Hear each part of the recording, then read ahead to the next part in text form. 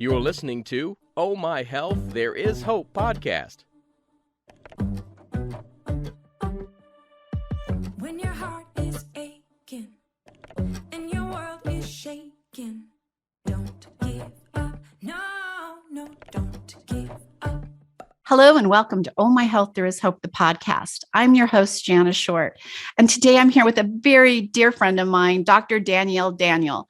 Dr. Daniel is a doctor of psychology and licensed clinical social worker with a holistic approach to the brain. Using the science of nature, her expertise focuses on the neurolimbic pathways, neurocardiology, and psychogastroenterology for immediate and sustained emotional well-being. She trains hospitals, clinics, and therapists around the world on the field of psychopharmacology and the application of psychochromatherapy. And if I said those wrong, Dr. Danielle, just tell me. Yeah, that's okay. Psychoaromatology. Psychoaromatology. And a psychoaromatherapy. I feel like those are new words. They are. Oh, I love new. I love when science has opened new doors and it just gets me super excited. I got goosebumps. Well, welcome to the show. I'm so glad to have you here. Thank you so much for having me. I'm so excited to share this new field and mental health that everybody can utilize. And I just love what you're doing with the magazine and the podcast. It's just really spreading so much hope and light to everybody. So thank you. Well, I am really excited to have you here as a guest. And one of the things we ask all of our guests is if they'll share a story of hope. I honestly say this at the beginning of every episode, but I believe our journey and our stories are kind of our superpowers. And when we share them with others, it puts that heartbeat out into the world that gives them hope to go another day or try another thing, which might be the right thing. So do you want to share your story of hope with us today? Yes, I love that we get to start it out like that. That's so amazing. And so I've been in the mental health field for a really long time. And I'll first kind of start with like what drew me to do what I do now is studying the chemistry, brain chemistry, as well as aromatic chemistry and how it interacts with the brain, because people needed that hope, something that they could use naturally to manage emotions and their mental health symptoms. And so I'll just share, there was a lady I was working with who had lost her son in an accident. And she had been for a year just going up and down through the grief cycle. That's not an easy thing. And what was really hard is that emotionally,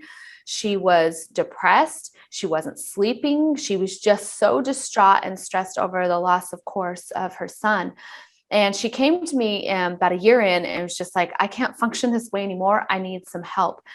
And I was so grateful because this is what I love to do. How can we improve brain health so that you can manage the stuff you're dealing with? Aromatics, nothing's going to take away what you're dealing with, but it can help you manage it. And so we got her on the simplest of things, a little regimen of, a lemon essential oil during the day. That would help her uplift her mood, and lavender essential oil at night. And these are, again, pharmaceutical grade. This isn't just anyone you get off the grocery store. So we got her on this little regimen, and about 3 days in, she calls me crying. And I was like, uh-oh, something happened. And she says, I am feeling so much better. She's like, I'm sleeping through the night. I can wake up and I feel hope in the day. I finally, for the first time, feel like I'm going to be okay since I lost my son. And that, to me, just getting the brain in the environment that allows you to see hope again, that's why I do what I do. I love that. That story really hits close to home for me because my mom lost my brother when he was 14 and she was never the same. And I remember her being so depressed and so desperate for some light of hope to go forward, that they just kept giving her antidepressants and more medication to numb it and never help her go through that process. Like, you still have to go through the mourning and the loss process. So drugging yourself isn't normally a good solution, because when you come out of that drug, it's still there. Yeah, absolutely. And that's what I love about nature too, is that it just helps your brain create the environment.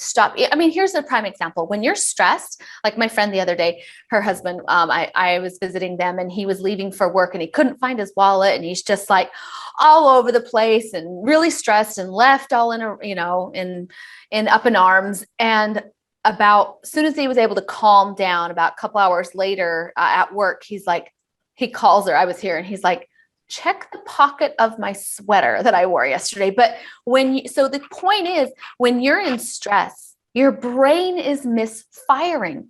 You don't think clearly. I mean, the easiest thing would be like, well, let me check what I wore yesterday. But when he was leaving, he was stressed out trying to get to work on time and all that kind of stuff. So if you can calm the chaos in the brain, those neural chemicals that make it really hard to make the connections and to think. And that's why aromatics are so good, because they can really come in and do that. Then you get to choose. It doesn't take away the situation, but it helps you think clearly. It helps you see it clearly, emotionally process what's going on. And that's why I love working with nature. I love it too. I want to have people understand a little bit of the science. And I always dummy it up for people because everyone who knows me knows I'm an essential oil junkie. Like, it's part of my story. I love it. But when I dummy it up for people, I try to explain to them, like, the smell when you walk into, on Thanksgiving, we all just experienced it. We walk into the house, we smell that bird baking, and all of a sudden our brain goes to another space. Like, it anchors us into those memories or that calmness or that feeling of family. And if you don't think you're using aromatherapy now, I'm telling you, you are, because they use it in marketing all the time. Why do you think they bake cookies when you're looking at homes and you walk in and you smell those delicious baked cookies in the house? Because that's what goes on in your home. And all of a sudden you feel familiar with it. And it feels like a safe, great place for your family. So they use it in marketing all the time because they understand that connection in the brain. Can you kind of explain it to us a little bit on how that works? Yeah, well, there's several different ways that this kind of works. But the first thing I can tell you is that when we inhale any aromatic, it travels through our neural olfactory pathways and, through our nose, through inhalation, and it goes directly to the brain. So it penetrates to the limbic system, which is a group of structures in the brain. And within the limbic system there, you do have emotional memory as part of it. But then from the limbic system, so this is all, chemistry, it also communicates to the frontal lobe and various parts of your brain, memory centers, like, as I just mentioned, pleasure centers of the brain, which is the nucleus accumbens. And so what happens is, and we'll talk with aromatics, for example, when you inhale something like a rose, like if you just go inhale and you walk by a rose bush, you inhale a rose, what you're inhaling are the aromatic compounds. So these little oily compounds that protect that plant and keep that plant alive. It keeps it healthy. It's kind of the immune system, for lack of a better term right now, for the plant. So it helps protect it from the environment and from pests and stuff like that. So when you inhale that, right? And something like rose has a specific chemistry in it, and that goes to the brain. And rose is really good at helping uplift mood. So that's going to help with some of your neurotransmitters like serotonin. And it's also good at de-stressing. So it's going to help reduce cortisol.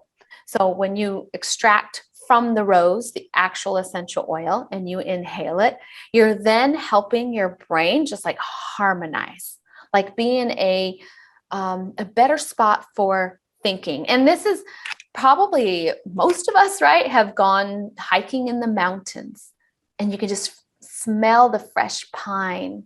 Oh, and it's just and don't you like do that and you can like relax and you can think more clearly. Well, a lot of that is, we say fresh air, but it's also you're breathing in aromatic compounds in a natural environment that help your brain just harmonize. When my grandkids were little, they would visit, we would walk every day they were here. We would go on a walk and we would look at leaves. And one of my favorite things is we'd go by the rosemary bushes and pull our fingers through it and they would smell it. And oh my gosh, it was so amazing that now we're touchers as we're walking, we're touching. And what does that smell like? But the smells that come off of it are like so empowering. But there are people who say, but I don't have a sense of smell. How does that work for me? Yeah, good question. Works the same because it's still, the aromatic molecules still travel to your brain, even if you can't detect. So your brain might not be working to tell you to interpret the smell, but you're still getting the aromatic molecules. And, a lot of people ask like, what are some things like you can use the essential oils for? And and we'll go into, some of those, but I do want to say the main things that have been researched. Okay. So this is, again, I did my dissertation on PTSD and aromatherapy, and I've done the largest literature review in the mental health field using essential oils and mental health. So I look at the brain chemistry of what's going on in mental health. And then I look at the brain chemistry of research that's out there on aromatics. And so I'm just plugging the two together. This is a new field that we're starting to understand. And now what I'm seeing is from my research, people are taking that and other research that's been done out there and able to actually do this on mental health diagnoses. A lot of studies have been done on anxiety, for example. And so there's lots of remedies, anxiety, memory, stress, focus and attention, and depression. Those are the top categories that have research behind them. But people with special needs, autism, things like that, are having wonderful success with using the oil. So we're at the beginning stages of understanding how that works, as well as bipolar. By the way, that is something that got me super excited, is the move for autism. And so if you have autistic children, I do not suggest you go get an essential oil and just start blasting it through your house, because autistic kids are super sensitive to smell and you may have a bad experience. You kind of guide them into it slowly. But some of I've seen nonverbal autistic children go to transition into verbal autistic children.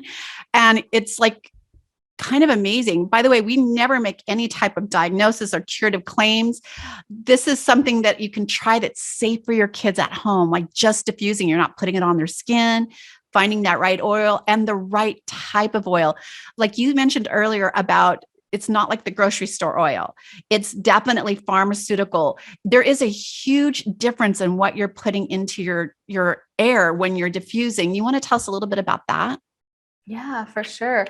Well, you have, no matter what you're putting on, there are petrochemicals or just toxic chemicals that will start to cause what's called, like we call them endocrine disruptors, for example.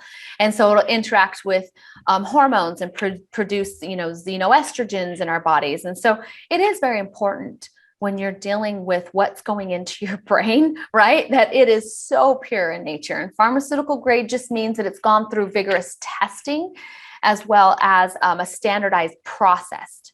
Okay, so it doesn't mean it's not pharmaceutical. It has nothing to do with it's no synthetics, no nothing. Just actually what you extract from, like a citrus essential oil for like an orange, for example, is what comes in there, what comes in your bottle. And so you were mentioning autism. I was just going to share. And like you said, this isn't a cure. This is not what we're talking about. This is just helping manage emotions, managing stress. And that when you can manage emotions and stress, you can manage mental health symptoms. And that's what I, tell people. So for autism, I'll give you a couple, good tips on essential oils. But my favorite one, I'll just give you one because we'll keep it simple here. Vetiver. Vetiver essential oil is very calming. It's like a liquid calming tranquilizer.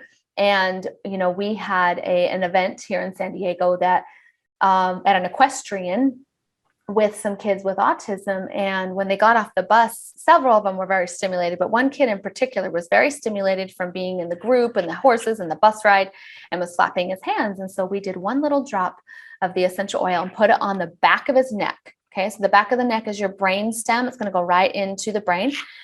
And so vetiver is a good one for children. And about 6 minutes in, he just all of a sudden stopped with the being overstimulated, sat down, and was able to listen and participate with the horses.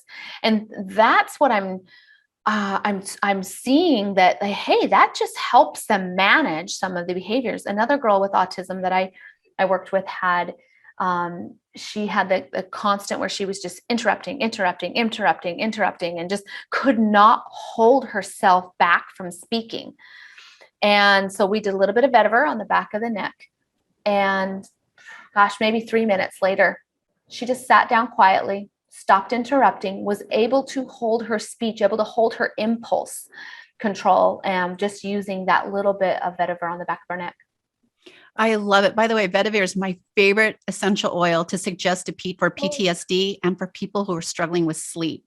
Like it works amazing to help you, like your body do what it naturally needs to do. If that means calm, if that means get more energy. And essential oils don't work the same for everyone. So if vetiver worked for you, great. May not work for the next person. They may need, their body might respond to something more different. For instance, I don't use lavender ever. I'm repulsed by the smell of it. It just puts me in a bad state. But I did find oils that work exactly the same as lavender without using the lavender. Yeah, that's interesting how that happens, huh? I know I looked up the science behind a little bit of the science behind lavender. And if you're repulsed by it, it says that you have gut issues. And hello, I'm the walking gut issue girl. So I'm like, maybe that's why I don't care for it. But I've just not been a lavender kind of girl.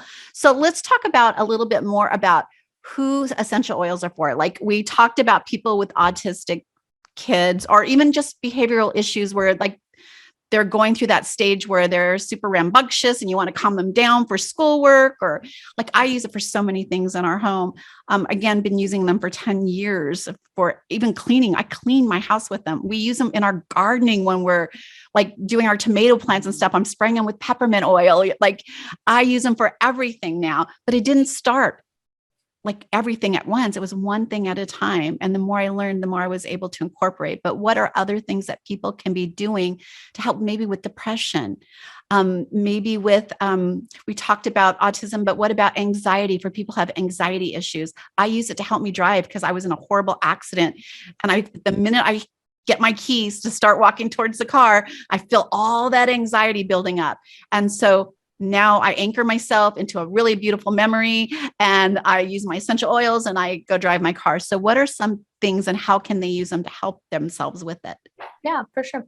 So I did my dissertation on PTSD and aromatherapy, and I just want to share one experience in there, and then we'll go into some of that. But there was a Marine that I worked with so I had them use bergamot during my research study, and we used it 4 times a day and at night, overnight in the diffuser. So it was all inhalation, but it was interesting because he's been doing a meditation practice to help him manage PTSD for a really long time. And he, so sorry, someone's touching my car outside. So I'm like, okay. So anyway, so he did this diffuser at night. Right. And, beforehand, he was doing meditation without the diffuser, without using the essential oil. And when he started, doing the study and doing his meditation, he noticed that it helped him so much. Like he was able to go into a deeper meditation. And so one of the nights he said, he's kind of being skeptical, like, well, let me see. So he decided to do his meditation without turning the diffuser on that night. And he said, I noticed such a difference because it was like stark difference at this point. Like, whoa, like it helped me relax so much more than I could myself just with meditation. So I like that visual because I think it helps us see that we can do wonders with meditation, but you can do even more with meditation and essential oil. So they really just complement what you're trying to do. So in that sense, bergamot is one of my favorites. So we'll talk about that for different symptoms. And the reason why is it's like if lemon or citrus and a lavender had a baby. They have very similar chemical constituents inside of them.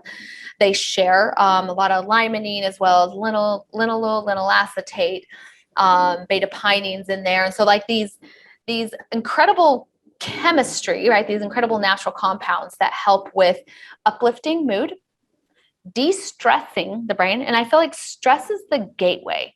And so when I'm looking at PTSD, for example, looking at the HPA axis, which is overactive in someone with PTSD. So you have someone who that has a stress cycle that won't deactivate. So bergamot has studies on, different parts of it as well as bergamot itself to help reset that HPA axis. So if stress is the gateway, then bergamot is going to be definitely a huge one to use. It also helps with, like I said, serotonin and the limonene with norepinephrine. So that's going to help with boosting mood.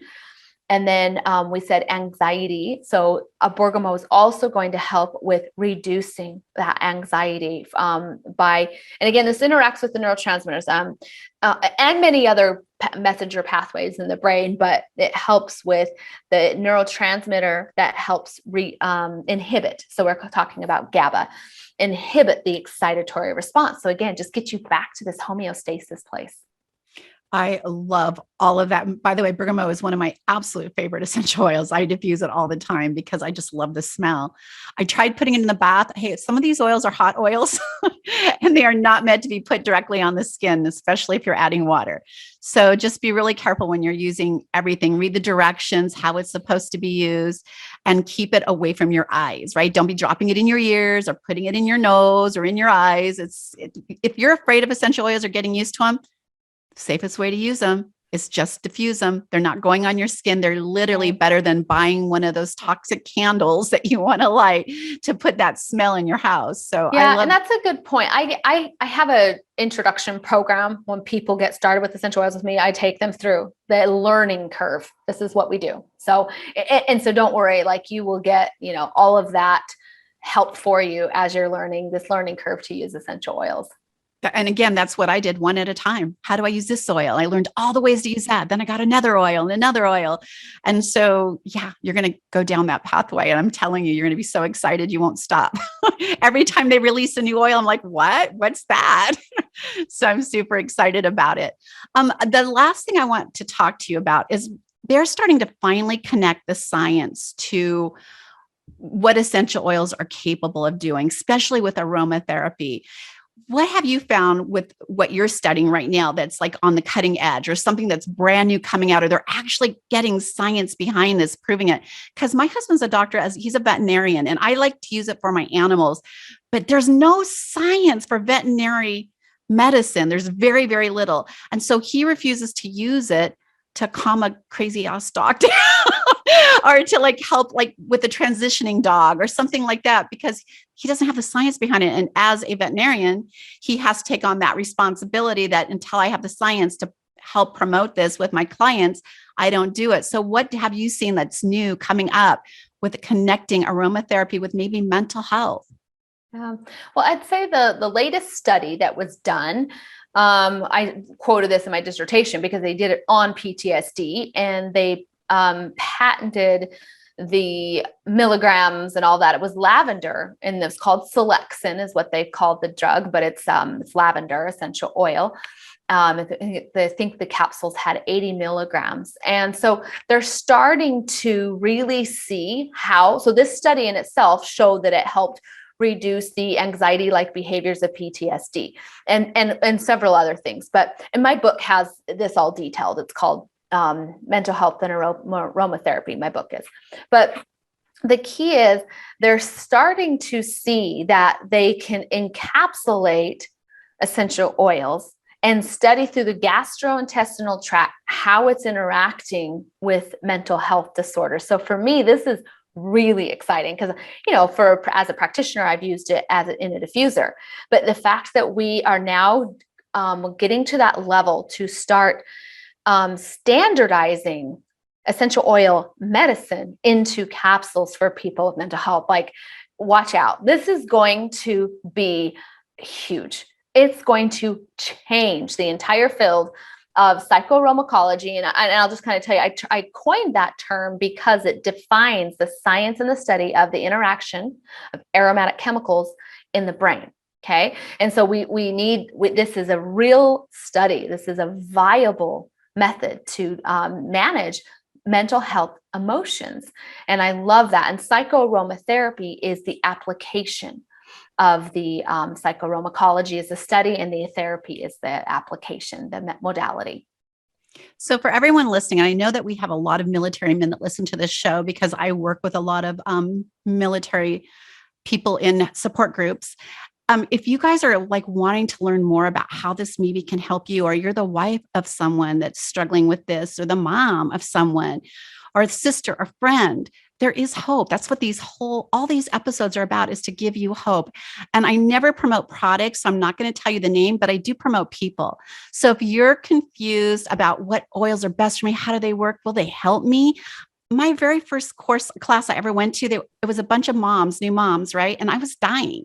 I literally had a couple of weeks left, and they were all talking about how it helped with their diaper rash and colic. And all I kept thinking was, I don't have diaper rash or colic. I'm dying. Is there something that can help me? Well, I'm telling you, there's hope out there for you. And so connect with Dr. Daniel, and find out like the science behind it, what could help you, get through that experience with her, because seriously, it is the most inexpensive therapy I've ever had in my life, and one that I have kept in practice for 10 years. I was given 2 to 4 weeks to survive. And here I am 10 years later, living in the exact same diagnosis I had before. So I'm super grateful. And I just tell people, I just live for today. And so I'm glad that I've had 10 more years of those days, and I hope to have 20, 30, 40 more, but I'm just focused on today. And essential oils is a huge part of that for me. So Dr. Daniel, where can they connect with you to start finding out all this amazing stuff? Yeah, well, before I would go into that, kudos, you're amazing. Like, and you're just so full of life and you're so vibrant. Like you would never know that about you. You just you look so young too, by the way. So I met you my first summer 10 of 10 years recovery, ago. basically. And I tell you, I looked completely different. I met her mom first and her through her mom. And I know I looked like I was on death's door. But here I am, and I'm super grateful. And I want all of you to have that hope. Like, there is hope. There is something else you can try. And if you've tried essential oils, maybe you weren't trying the right oil or the right brand or have the right person guiding you. So don't give up on it yet, because the very first oil I used didn't work. I was open to trying something new. So again, tell us where we can connect with you.